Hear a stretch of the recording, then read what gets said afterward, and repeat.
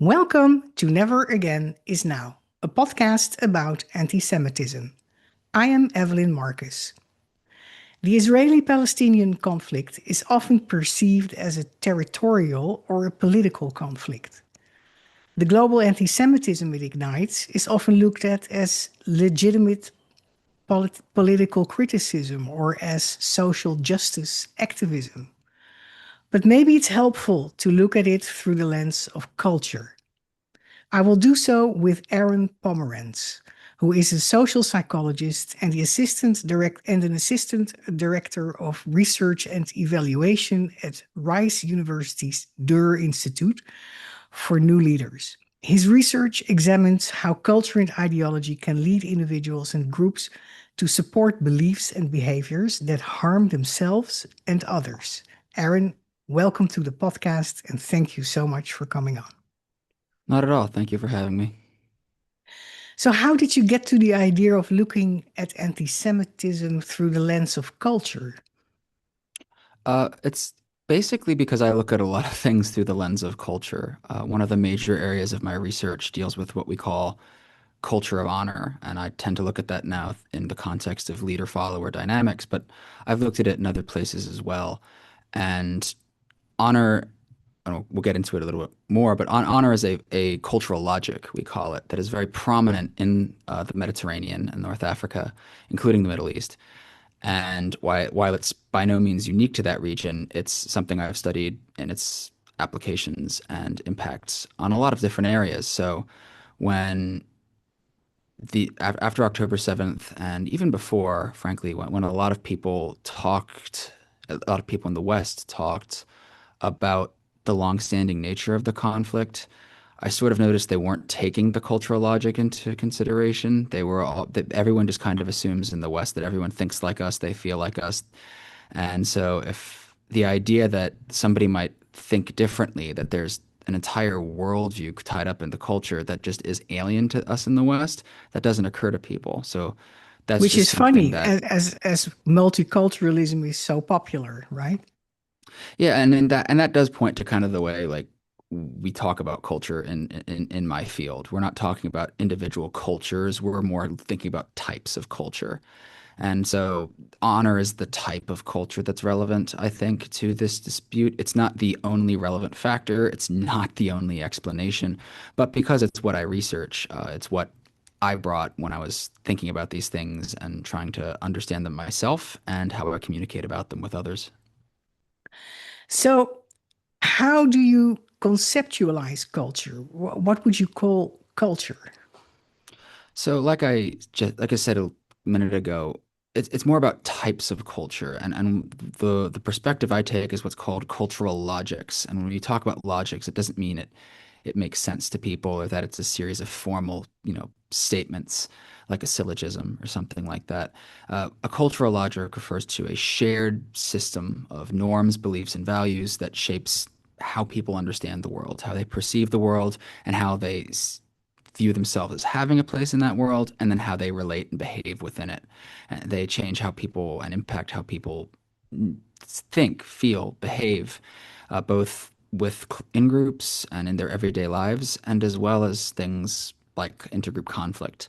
And cultural logics aren't the only way of thinking about culture. There are things like Geert Hofstede's cultural dimensions that are really, really important and kind of intersect with these in a different way. But we think I like to think about it in the more cultural logic perspective simply because that's more systematic. It looks at the cultures as a whole and tries to categorize them as a whole rather than say, well, this culture has this strain of individualism and this culture is more collectivistic. It tends to be more, no, how does culture shape how people think, feel, and behave, and we'll categorize them that way. Okay. Um, so, how would you describe modern Western culture in terms of honor and dignity? So modern Western culture is generally conceptualized as what's called a dignity culture, and different cultural logics differ primarily in where they place social worth. So in what we call a dignity culture, which is functionally the cultural manifestation of the Enlightenment.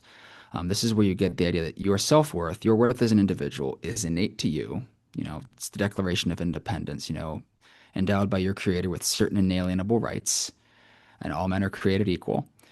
Uh, that's that idea then gives two concrete things. You have innate inherent worth, and no one can take it away from you.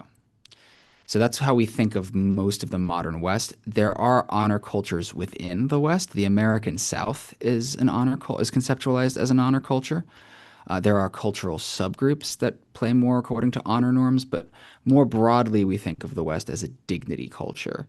And that contrasts with an honor culture because in honor cultures, your self-worth is not inherent. It is externally contingent on your reputation.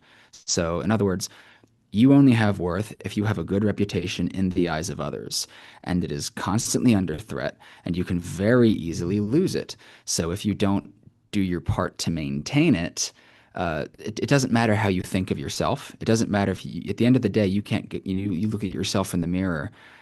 Honor culture norms aren't there driving you to say, "I'm still important. I still matter. No matter what other people think of me."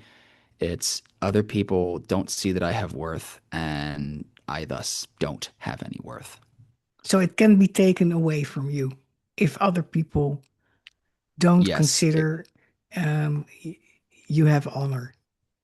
if other people don't, yes, if they don't think of you as honorable, if they don't see you as having worth, if they don't think of you as respectable, tough, strong, competent, loyal, dependable, faithful, there are different traits that come together that make up what we call different facets of honor.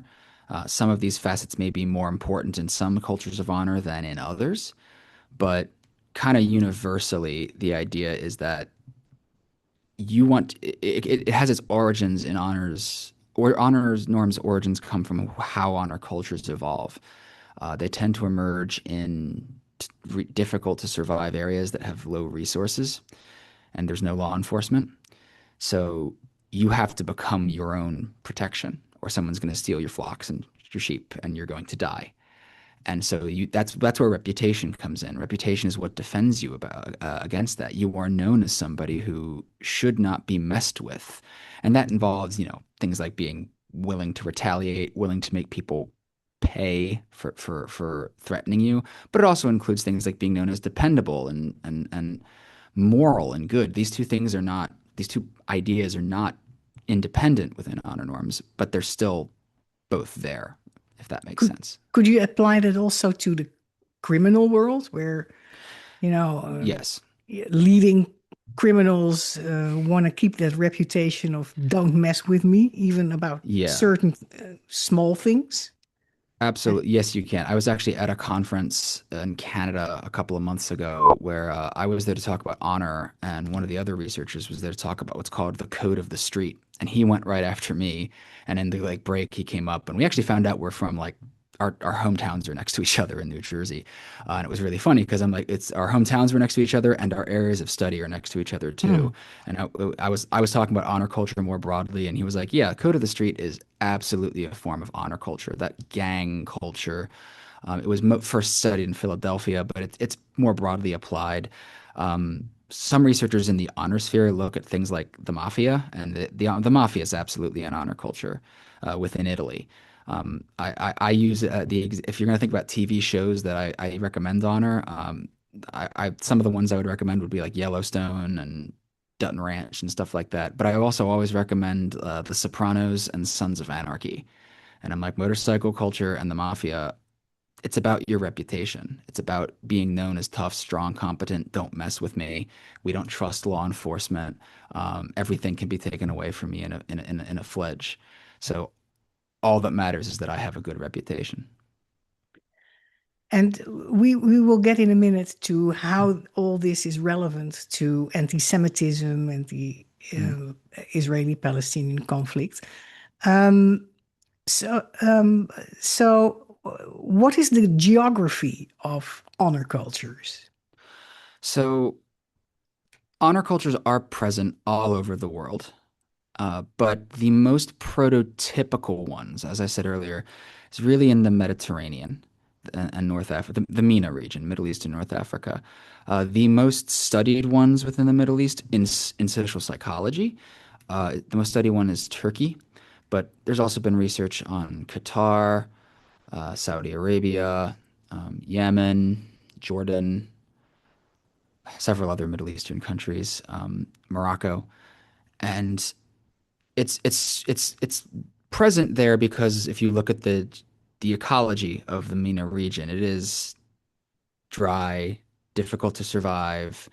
Um, there have Scarcity. been, yeah, a lot of scarcity. There have been cities and enclaves that develop, but for them, it's been primarily a herding culture, and less like a heartland of America herding culture with lush green fields, and more of a I have to take my goats several 100 square miles a year to make sure they get enough to eat. So it's just set up to be that kind of difficult a region, and to set up to give birth, as it were, to cultures of honor. There are also cultures of honor totally outside that region. The second most studied one, besides Turkey, and honestly at this point, it's really the most studied one, is Scots-Irish honor culture, because Scots-Irish honor culture emerges in Scotland, which also resource scarcity, low law enforcement, uh, clannish in groups, and then it moves to Ireland, and then it moves to the American frontier, and it forms the American South's culture of honor, which is very well studied, and that's what I first started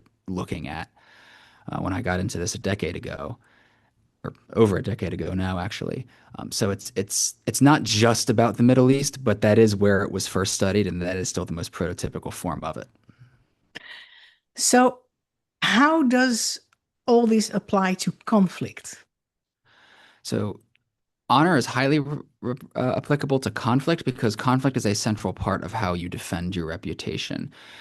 Because reputation is the source of your social worth.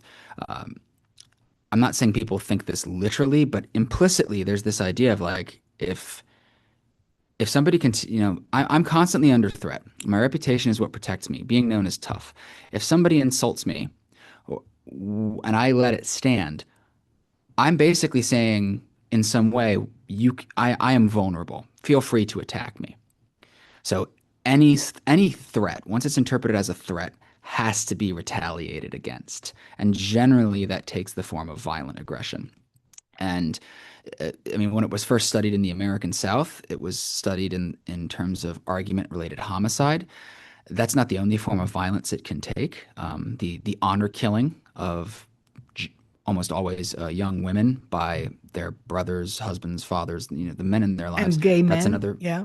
yeah, that's another form of using violence to restore honor. Um, it's an important caveat to say that even though the conflict is a part of honor, that doesn't mean honor endorsers are more inherently more violent or that they're always going to take the violent option. When they're not threatened, they actually tend to be way nicer. I mean, than non-honor endorsers. I grew up in the American Northeast. There's this lie we like to tell ourselves that in the South they fake being polite, but they're actually really mean. But in the Northeast, we pretend to be mean, but we're actually really nice. Having now lived in the American South for well over 10 years, no, that's not true. The Northeasterners are just mean, and I mean, you encounter hospitality down in the South like you wouldn't believe because that is just the culture. That's the other side of the coin. You want to be known as being a good person, a moral person, a generous person. Um, there's also some really interesting Generosity is research. maybe also a sign of Hmm. status. It is absolutely. It's Hmm. it's it's all about reciprocity. Hmm. And there's been some really interesting research. It was done by Dove Cohen, who's kind of the granddad of honor research in the United States. He found actually that people from honor backgrounds actually tolerate more insult up to a point. But once the threshold is reached, then it's no holds barred. So it's sort of like again, this is the implicit cognition here. It's not like they're sitting there thinking, "Ooh, once my threshold reached, I'm going to hurt a guy." But implicitly, what's going on is, I know that if I take this as an insult, this has to go very severe. The consequences have to be severe. So I'm going to tolerate it a lot longer and give the person a chance to back down. And if they don't, then I'm going to haul off and hit them. And again, this is we're speaking in broad probabilistic terms. This doesn't this doesn't necessitate how every interaction with an honor endorser will go. But it tends to manifest, these norms tend to manifest in conflicts and group conflicts, especially once you look at how these impact what's called the honor circle or your in group. Uh, so, like the American example might be the Hatfields and the McCoys. That's the most famous one. The Could you give us two. more of a Middle Eastern I example? mean, a Middle Eastern example would be the blood feuds you see between tribes. You see the Bedouin, for example, are very familiar with the concept of blood feuds. And I would honestly say a lot of how we see like nations within the Middle East negotiating with each other. There's a lot of honor and status that goes into this. If you watch, for example, how the United Arab Emirates and Qatar relate to each other and how they each pursue their foreign policy, that's honor based. Iran, honor based. And like we're here to talk about today, honor plays a huge role in the Israel-Palestine conflict because that's the cultural background and the cultural canvas on which this conflict is taking place. Okay, we'll get to that in a minute. First, my question is, what is the role of honor in Islam? So I will say that I don't think honor has any inherent relationship to Islam any more than it has to any other religion. But because people can hold religious beliefs in the context of culture, there are ways it manifests for people who are Muslims. I would say, especially for Islamists. And I think that's an important distinction because just as not all Christians are Christian nationalists, not all Jews are Kahanists. Islamism shouldn't define Islam.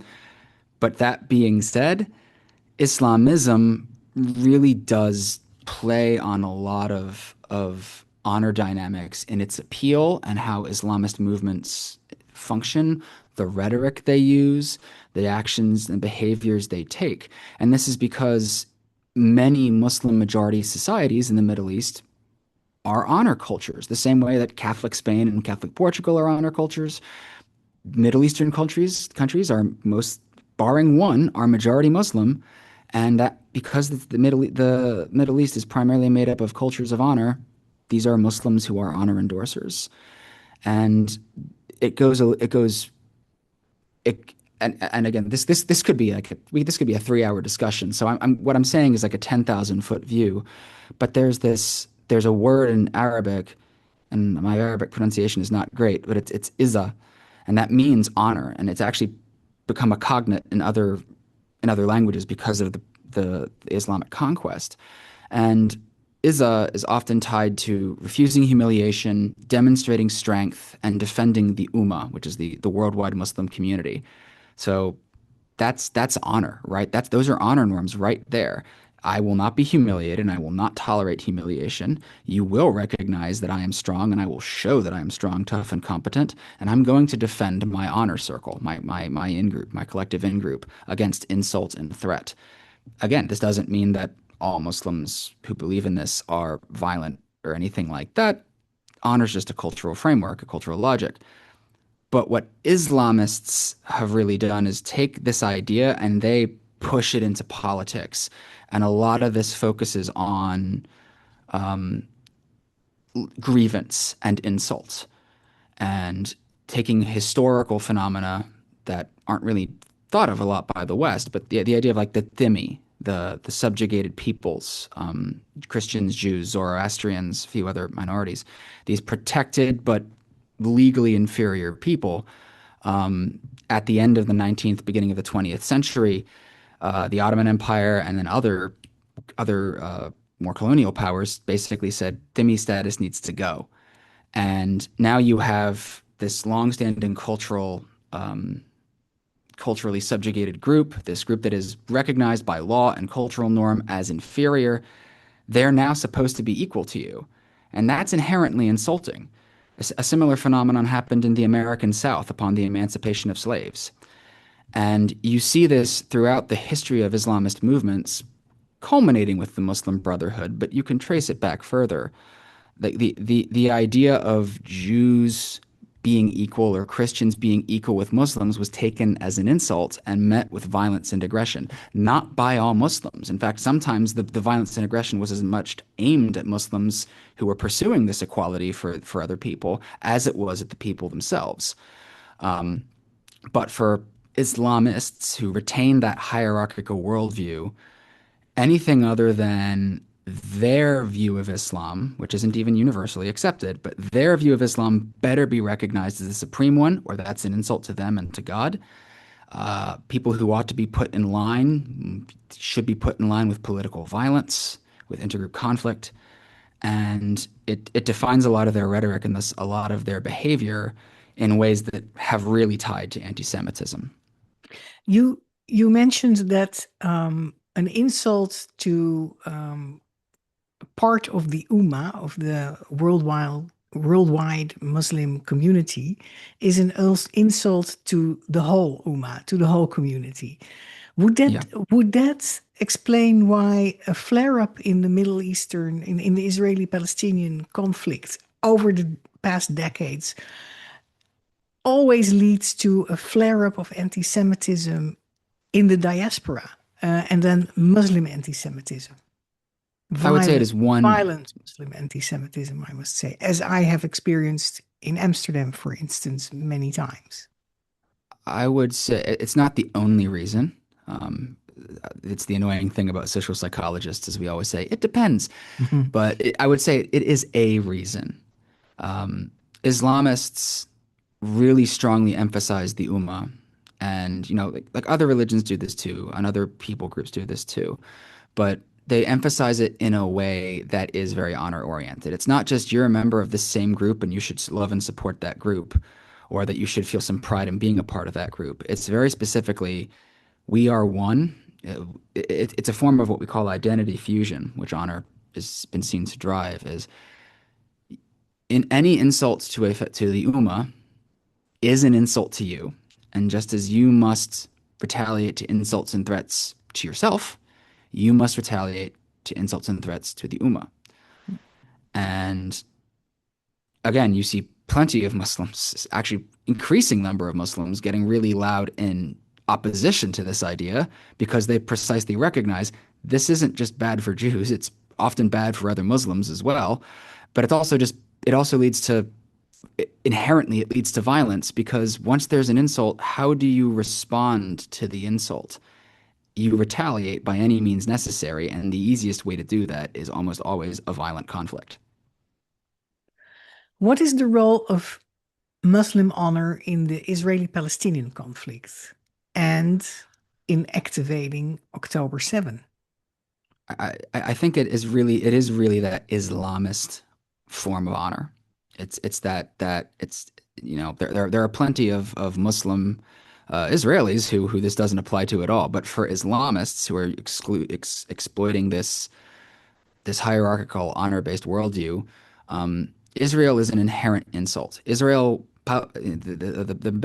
it was the British Mandate of Palestine, it was just Syria, and that was a part of the Ummah, and it has been reconquered. And they don't like that very much. Some Islamist imams, an increasing number, are actually getting very blatant with applying this same logic to other former parts of the Ummah, like Spain.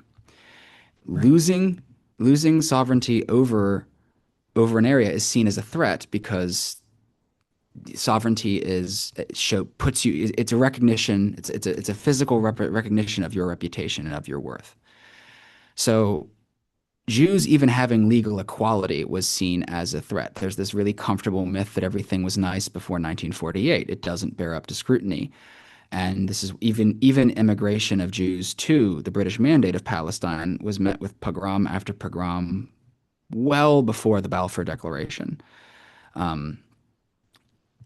Once you get to actual Zionism, meaning in its broadest sense, just the right of Jews to return to and have sovereignty within their homeworld, you see Amin al-Husseini, who is the Mufti of Jerusalem. He becomes an active Nazi collaborator, enthusiastic advocate for bringing the final solution to the British Mandate of Palestine. And that's kind of just continued for the past 80 plus years. Hamas is a split off of the Muslim Brotherhood. It is an explicitly Islamist organization. It is not interested in having peace. It is interested in avenging a collective insult by any means necessary. When you look at, especially if you look at Arabic translations, but even what they say in English when they don't think certain people are likely to watch the broadcast or read the literature, or when you look at their charter, it's all the language of collective insult. Until their status quo is, as they see it, justifiably put back, until the Muslim Brotherhood functionally rules over Israel, they will not seek coexistence, which is why they not only hate Jews, but they hate Israeli Arabs even more, and possibly even more, because they're disloyal and they're actively collaborating with an insulting enemy. So what you saw in October 7th was just the latest example of this. Before that, it was the 2021 war and the intifadas. The dynamics here were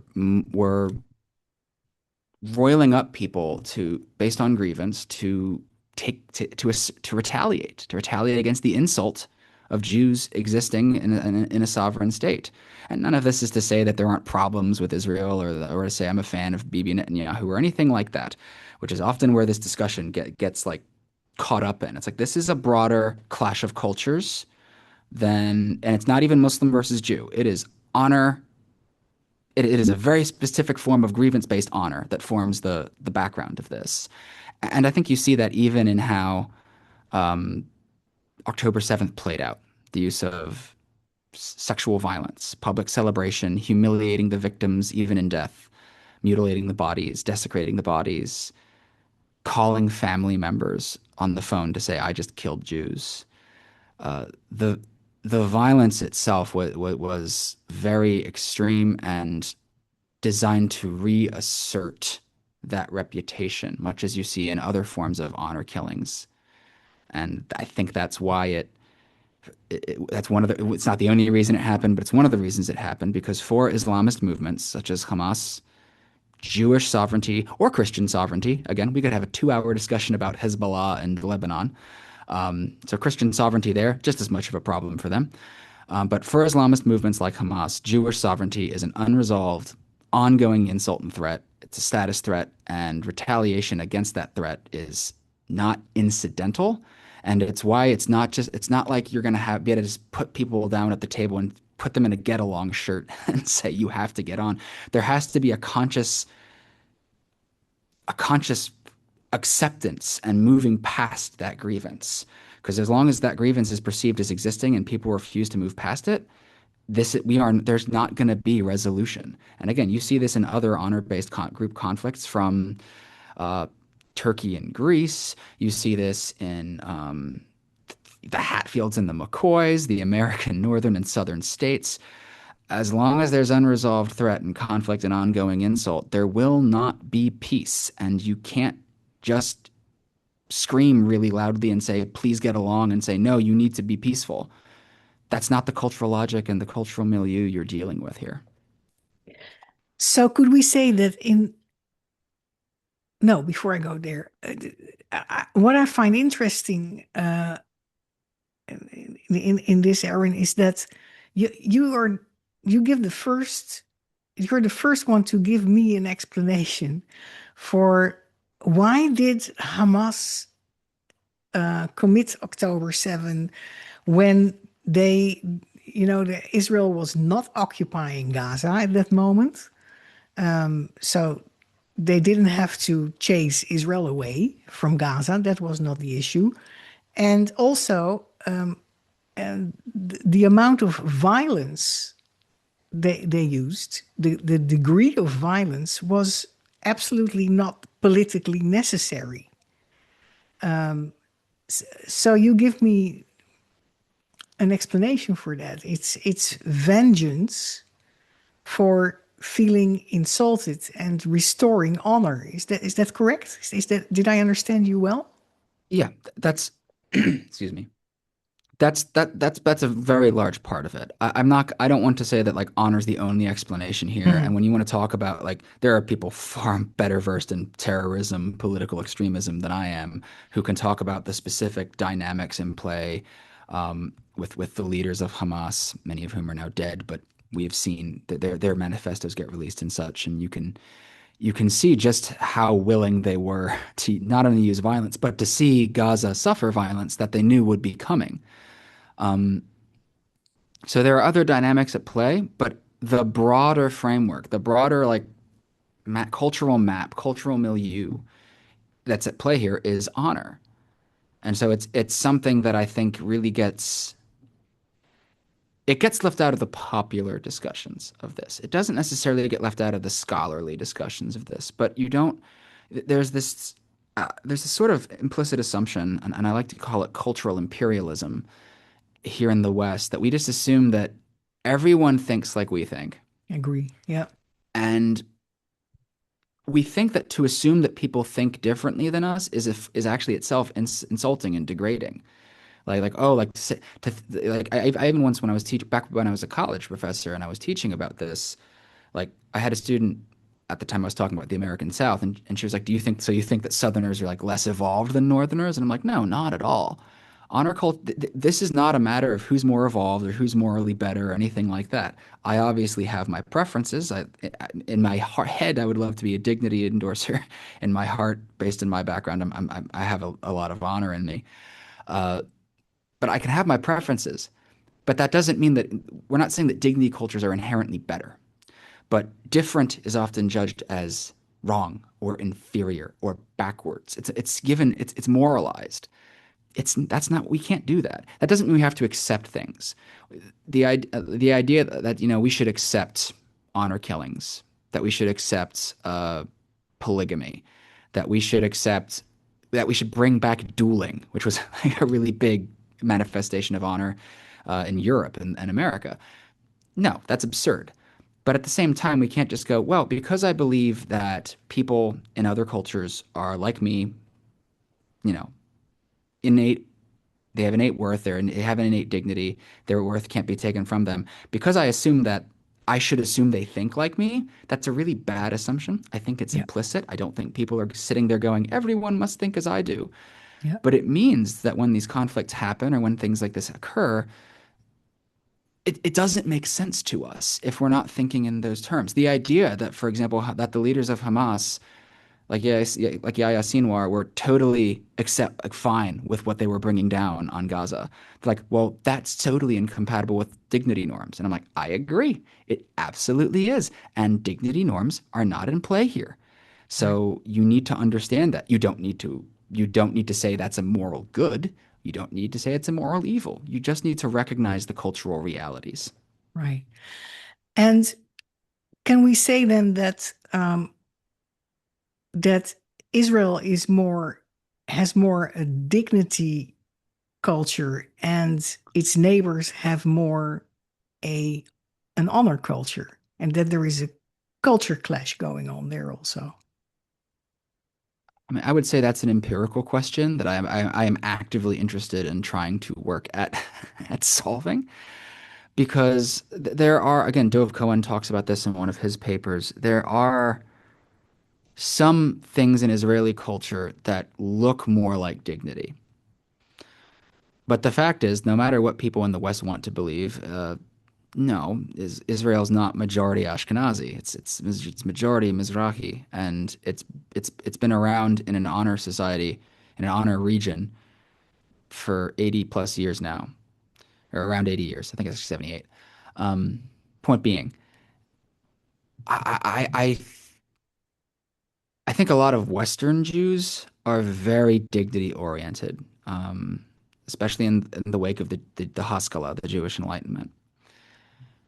I think that when you see how a lot of Israeli actors and politicians talk, honor is certainly in play there. And so I don't think it's a clash of honor versus dignity. I think it is, in fact, if anything, I think the clash between honor and dignity comes between Israel and the West. When their entirety is like, no, if you just go to sit down with an 80 something peace talk with Hamas, this time they'll be rational, as opposed to where Israel has learned the hard way. Like we can normalize relations with Jordan and Egypt, neither of whom like Israel, but they are at peace through basically showing strength. Israel showed in the Six-Day War, messing with us really ends badly for you. And and that in an honor logic that shows, okay, messing with them ends badly for us.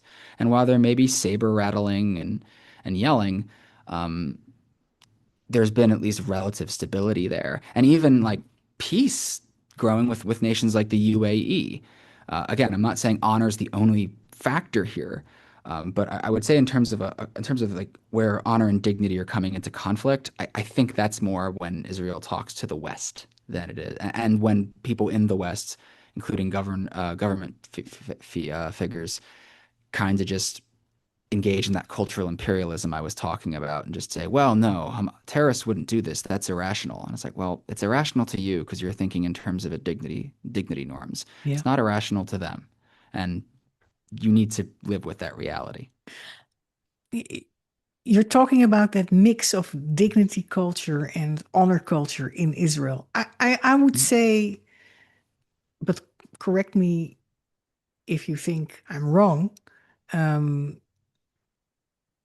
I would say that the whole idea of a Jewish state to express where Jews can express themselves as freely as Jews, but also where they are safe as Jews, um, is a kind of a dignity idea, dignity culture idea, like a human right of an inherent human right of the Jewish people.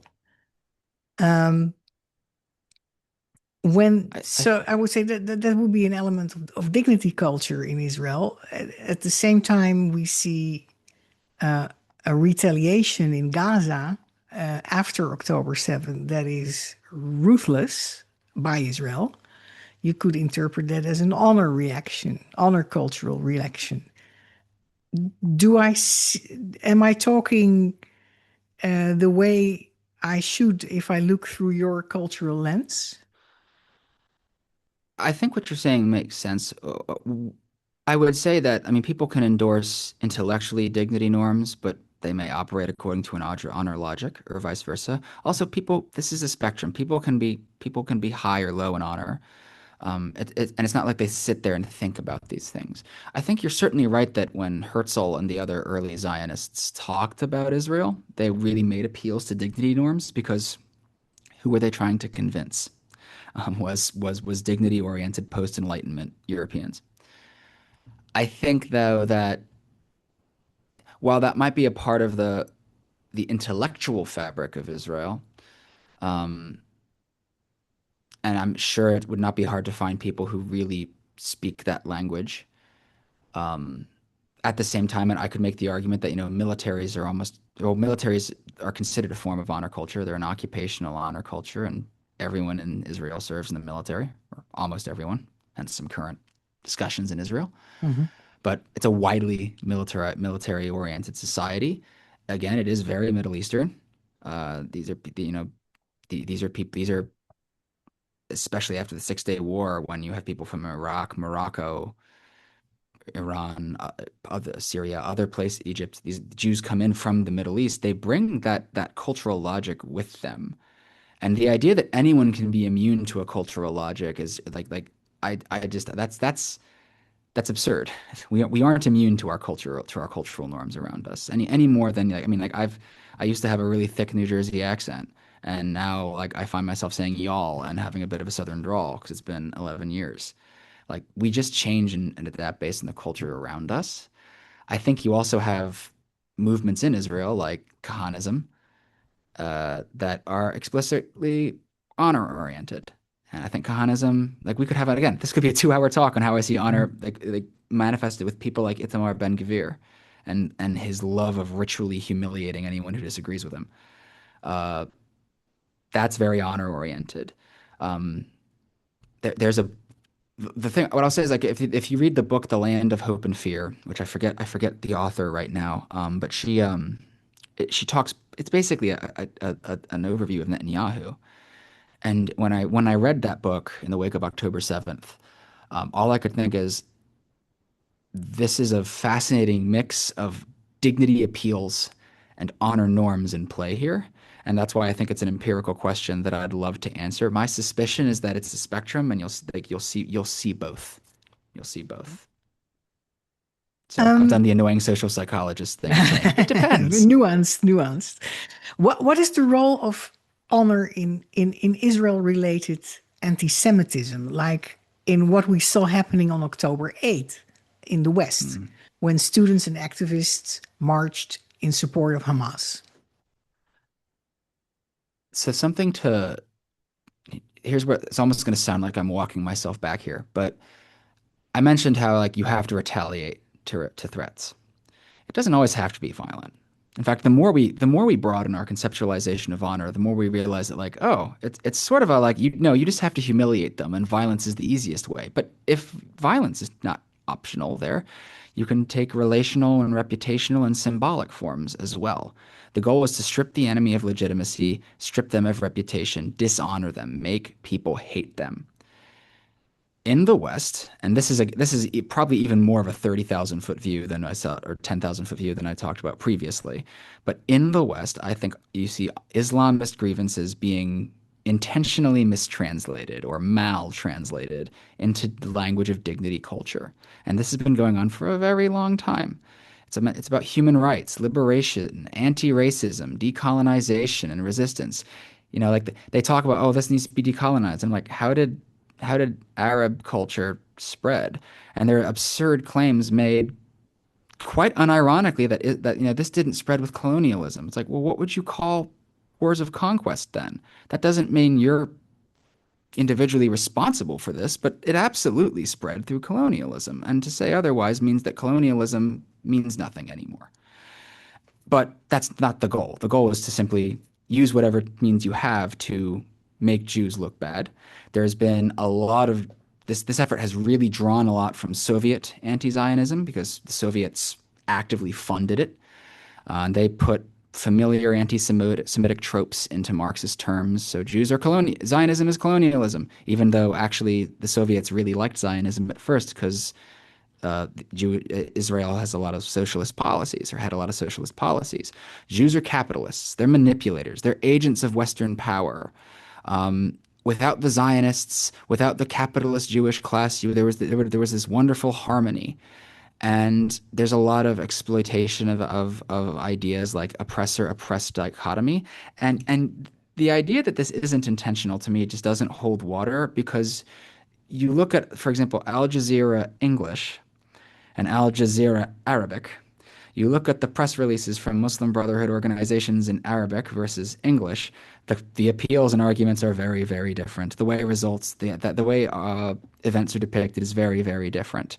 It's just they know that if they want Western sympathy, they can just throw these terms around, and no one's going to really think that critically about it because people don't think critically about most things. So you flood the news with terms like apartheid, colonialism, genocide.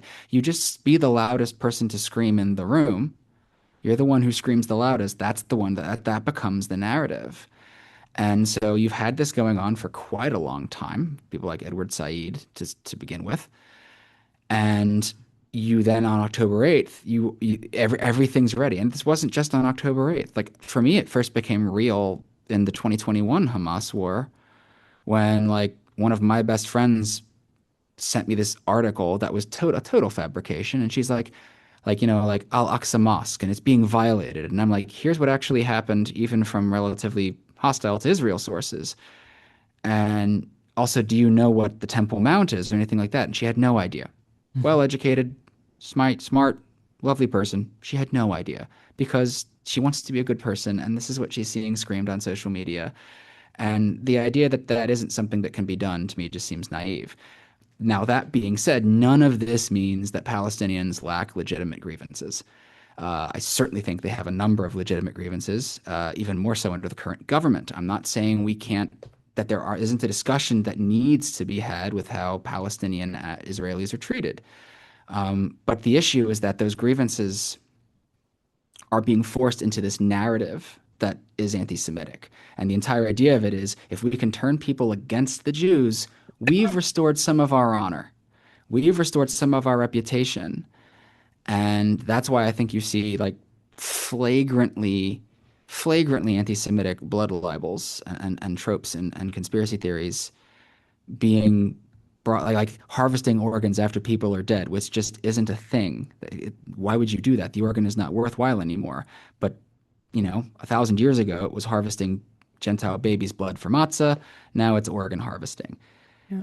The same people who would ordinarily be very, very sensitive to that kind of racism because it's put the right way, it's put in a persuasive way, it's put in their dignity-oriented language, and Israeli Hasbara did not really think to do the same, and arguably, would not want to do the same, depending. Means that you had on October 8th the perfect milieu for people to just go before the bodies were even cold. Well, Israel deserved it. It was probably a fake false flag. Um, Celebrate the resistance, protest the genocide, even though the military retaliation hadn't happened yet.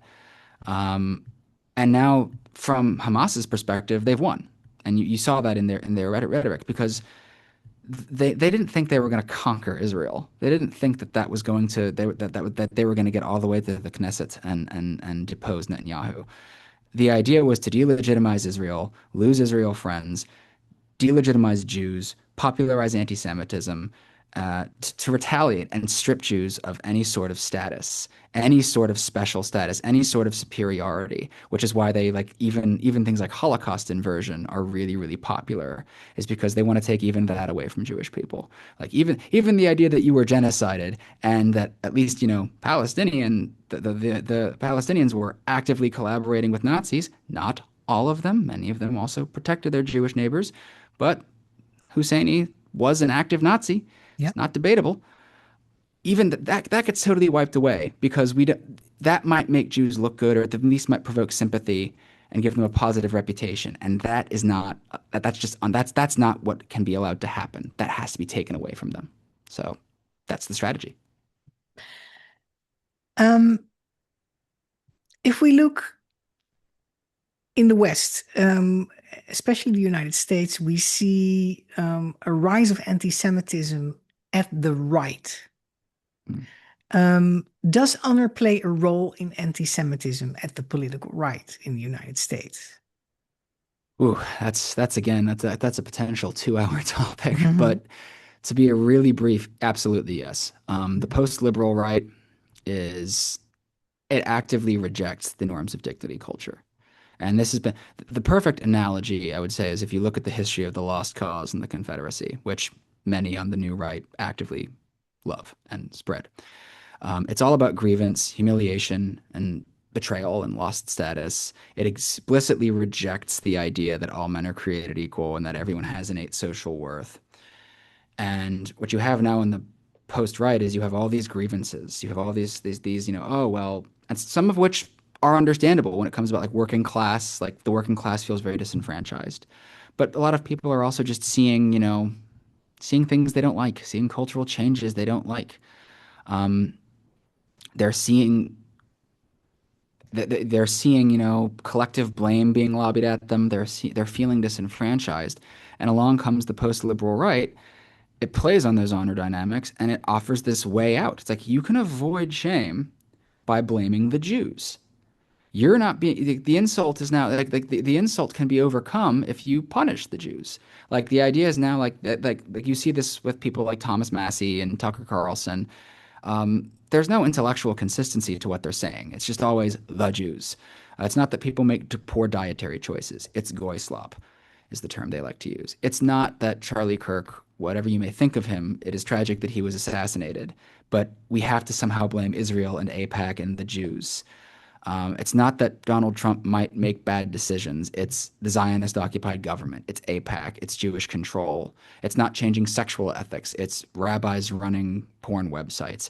All of this basically allows a way to say, no, it's those people. I'm not losing worth. Nothing, none of this has to deal with me. None of this means I should feel that my self-image has any valid reason to be threatened or that I have any valid reason to feel like I might need to change or that my reputation might not be earned. It's just those people out there.